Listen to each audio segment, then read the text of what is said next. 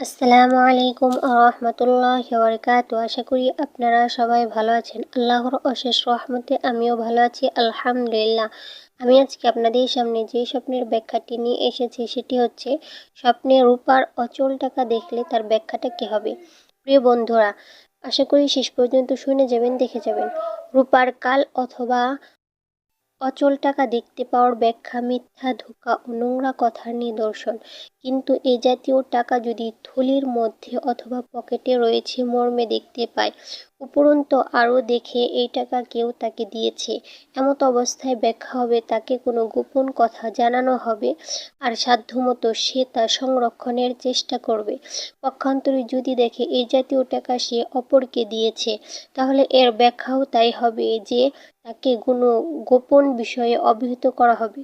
রূপার টাকা যদি সংখ্যায় মাত্র একটা হয়, তাহলে এর অর্থ ধর্ষণকারীর অল্প বয়স্ক ছেলে। একক সে টাকাটি যদি নষ্ট কিংবা চুরি হয়ে যায়, তাহলে ব্যাখ্যা হবে তার অল্প বয়সী ছেলেটি মারা যাবে।